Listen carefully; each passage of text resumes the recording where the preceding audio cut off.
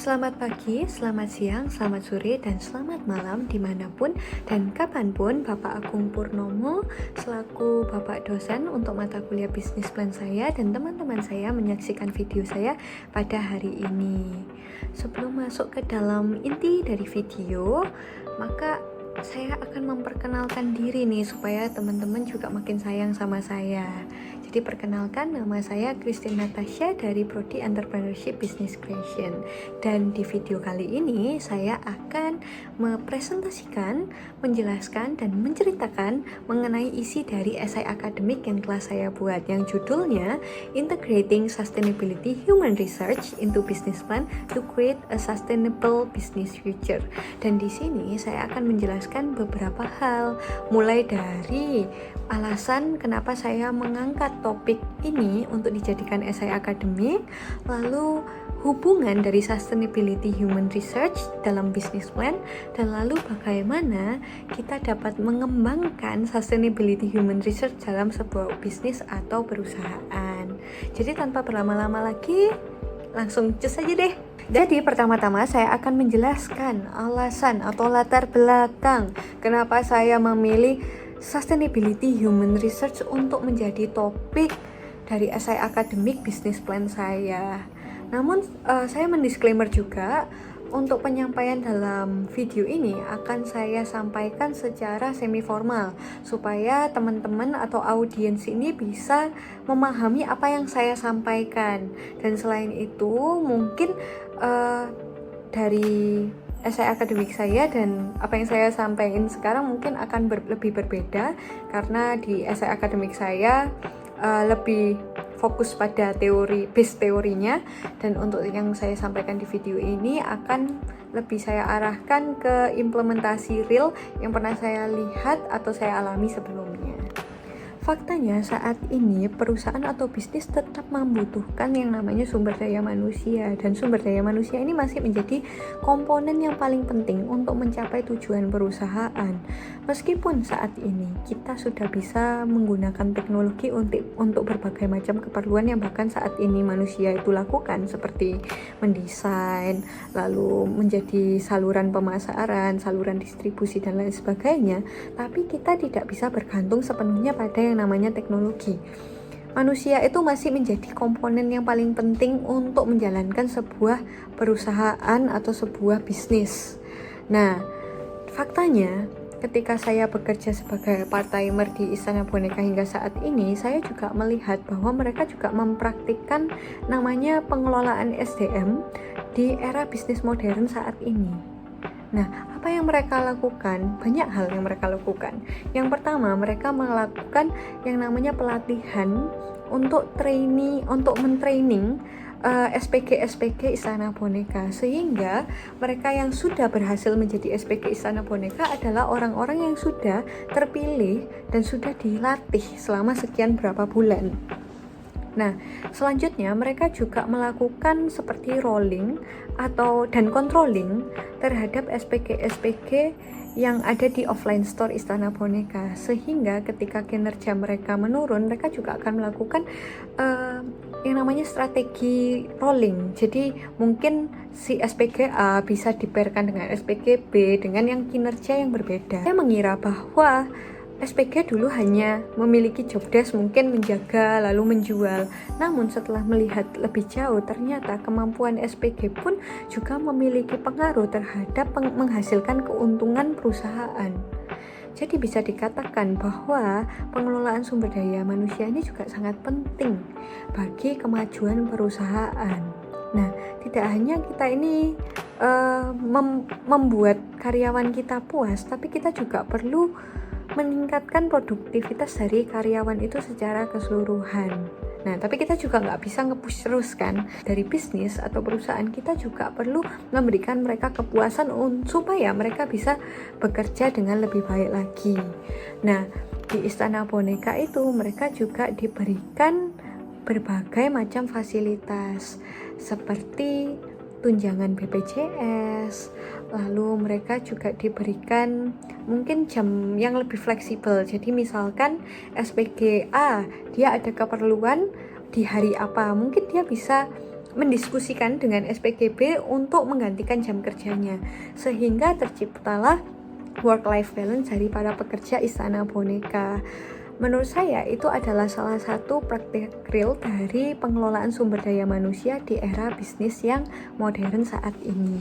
Tidak hanya memaparkan mengenai praktik pengelolaan sumber daya manusia di era bisnis yang modern, tapi di cerita yang baru saya sampaikan, saya juga menyampaikan mengenai upaya yang dilakukan oleh perusahaan Istana Boneka secara real untuk mengelola sumber daya manusianya. Yang salah satu yang saya sebutkan tadi adalah training.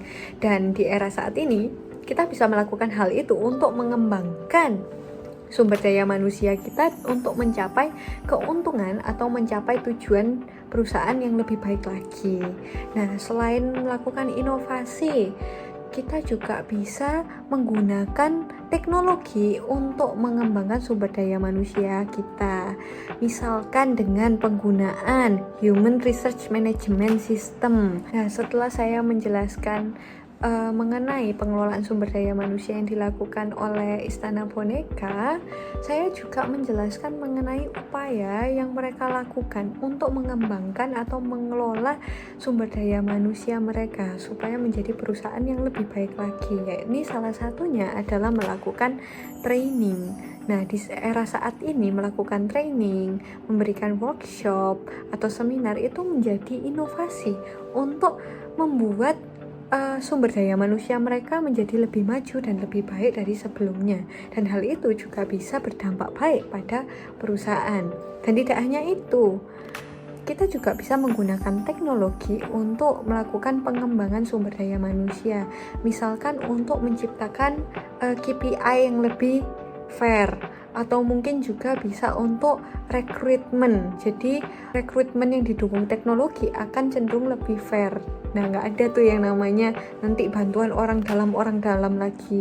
Nah, kemungkinan juga hal-hal itu bisa membuat sumber daya bisnis atau perusahaan jauh lebih berkualitas. Nah, selain memaparkan fakta mengenai pengelolaan sumber daya manusia di era bisnis yang modern, saya juga menyampaikan bagaimana upaya atau inovasi yang dilakukan oleh CV Istana Boneka untuk mengelola sumber daya manusianya menjadi lebih efektif atau efisien dengan cara misalkan training tersebut. Nah, training ini sekarang menjadi inovasi atau salah satu upaya yang dilakukan oleh banyak bisnis atau perusahaan, dan khususnya sepertinya yang untuk bisnis autopilot itu pasti ada yang namanya training untuk menciptakan sumber daya manusia yang lebih berkualitas. Nah, dengan sumber daya yang berkualitas ini bisa membuat sebuah bisnis atau perusahaan memiliki reputasi yang baik. Tidak hanya itu, mereka juga bisa memperoleh keuntungan yang lebih banyak. Nah, contohnya ya di Istana Boneka sendiri, dengan kemampuan salesing mereka yang lebih baik, mereka akan menciptakan keuntungan yang jauh lebih banyak, dan itu tentunya akan berdampak baik bagi perusahaan. Nah, selain inovasi-inovasi seperti itu, kita juga memerlukan dukungan teknologi untuk menciptakan atau mengelola sumber daya manusia yang lebih baik lagi. Misalkan penerapan atau penggunaan teknologi untuk menciptakan KPI yang lebih fair atau penilaian-penilaian yang lebih fair. Karena kan mungkin kalau misalkan yang menilai manusia dengan standar tertentu, itu mungkin akan menjadi kurang fair.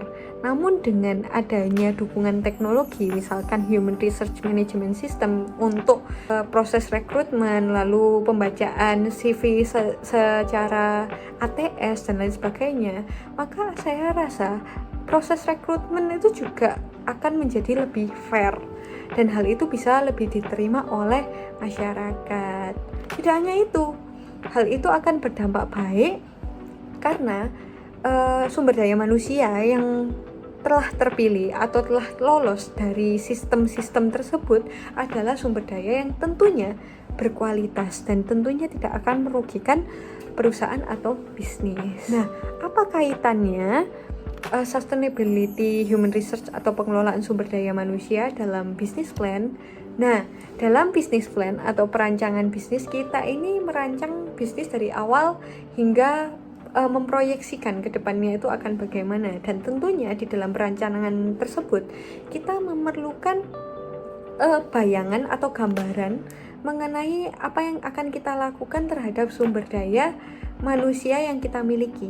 Misalkan kedepannya akan diadakan training supaya sumber daya manusia yang kita miliki ini punya ability atau kemampuan dalam hal apa, seperti itu mungkin. Nah, sehingga ketika kita merencanakan sesuatu kepada sumber daya manusia kita juga memerlukan budgeting, lalu perencanaan kegiatan dan lain sebagainya yang harus dicantumkan di dalam business plan. Dan untuk mencapai tujuan bisnis atau perusahaan jangka panjang, seperti itu. Maka dari itu dapat disimpulkan bahwa memang sepenting itu pengelolaan sumber daya manusia dalam mempengaruhi keberhasilan sebuah perusahaan. Nah, tapi sebuah perusahaan atau bisnis ini juga perlu menyiapkan upaya atau langkah strategis untuk membuat pengelolaan manusia ini menjadi lebih efektif dan efisien jika memang mereka ingin memperoleh output yang maksimal atau lebih baik. Nah, kurang lebih itu yang bisa saya sampaikan.